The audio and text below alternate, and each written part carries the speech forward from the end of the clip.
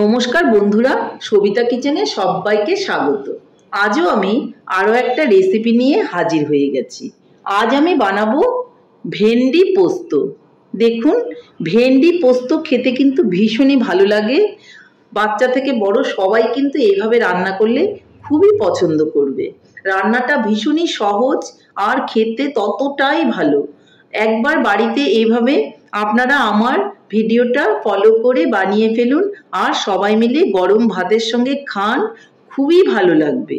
তাহলে আর বেশি দেরি না করে ঝটপট এবার বানিয়ে ফেলুন আর দেখে ফেলুন যে আমি এই রেসিপিটা কি করে বানালাম। দেখুন, আমি ভেন্ডিগুলো নিয়ে নিয়েছি আর একটা ছুরি নিয়েছি। আমি এই বোটার দিকটা আর পেছন দিকটা আগেই কেটে নিয়েছিলাম, তারপর আমি ধুয়ে নিয়েছি। কারণ ভেন্ডি কাটার পরে ধুলে পরে কেমন পিছলা পিছলা বা লোতলোতে হয়ে যায়। এখন আমি এগুলোকে ছোট ছোট করে কেটে নেব। এরকম সাইজের ভেন্ডিগুলোকে আমি 3 টুকরো করে নেব। এভাবে আমি সবগুলো ভেন্ডি তাহলে কেটে নিচ্ছি।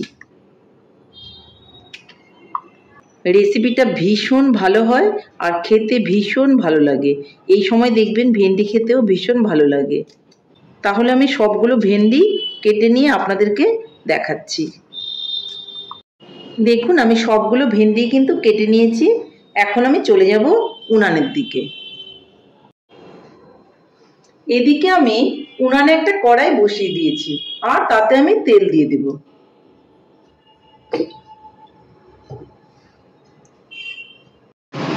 দেখুন, তেলটা কিন্তু গরম হয়ে গেছে। এর মধ্যে আমি দিয়ে দিব শুকনো লঙ্কা, দিয়ে দিব অল্প কালো জিরে,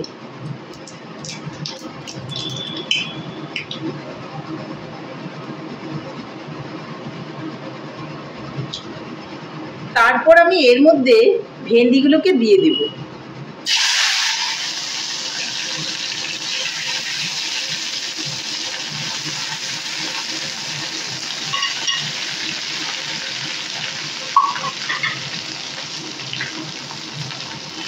এর মধ্যে দিয়ে দিব অল্প করে লবণ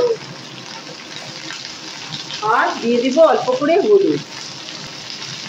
খুব ভালো করে এগুলোকে আমি ভেজে নেব।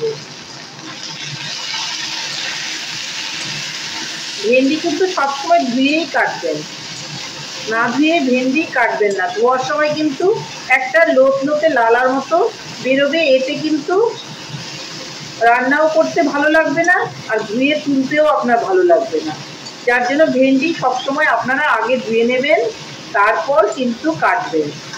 তাহলে আমি খুব সুন্দর করে এটাকে একটু ভাজা ভাজা করে নিচ্ছি। দেখুন, ভেন্ডিগুলো কিন্তু অনেকটাই ভাজা ভাজা হয়ে গেছে। আমি আগেই বলেছিলাম আজকে আমি ভেন্ডি পোস্ত বানাবো, যার জন্য কিন্তু আমাকে পোস্ত অবশ্যই নিতে হবে। আমি দেখুন পোস্ত আর কাঁচা লঙ্কা কিন্তু বেটে নিয়েছি। এটাকে আমি এখন এর মধ্যে দিয়ে দেব।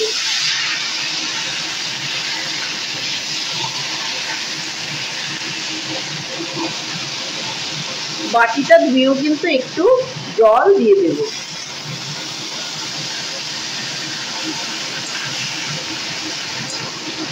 এই সময় আঁচটাকে একটু কমিয়ে দেব। পোস্তটা দেওয়ার পরেও একটু নাড়াচাড়া করে রান্না করে নেব। এর মধ্যে আমি এখন অল্প মিষ্টি দিয়ে দেব। আমি দিচ্ছি এখানে গুড়, আপনারা কিন্তু চিনিও দিতে পারেন। একটু নেড়ে চেড়ে নেব।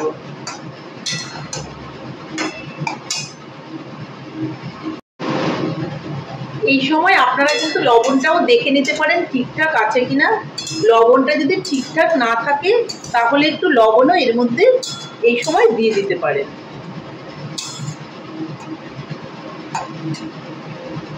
আমার লবণ ঠিকঠাকই আছে, কোনো রকম লবণ এখন আর দিতে হবে না।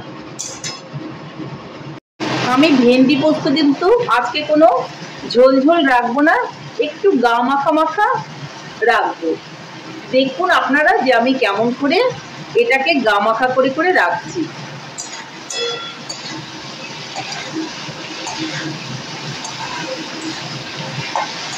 রান্নাটা কিন্তু ভীষণই সহজ আর খেতে কিন্তু ভীষণ ভালো।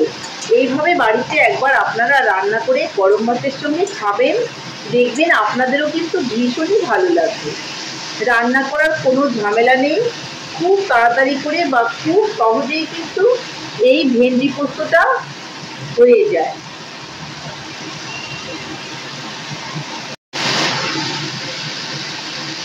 আমার ভেন্ডি পোস্ত কিন্তু ফাইনালি রেডি হয়ে গেছে, আপনারা দেখতেই পাচ্ছেন একদমই গা মাখা মাখা হয়ে গেছে। এই সময়ে আমি দিয়ে দেবো উপর থেকে একটু কাঁচা সর্ষের তেল।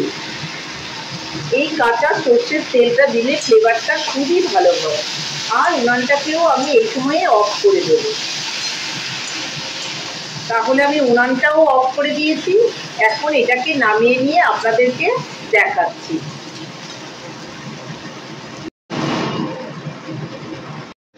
তাহলে বন্ধুরা, আপনারা দেখতেই পাচ্ছেন আমার রেসিপি কিন্তু ফাইনালি রেডি।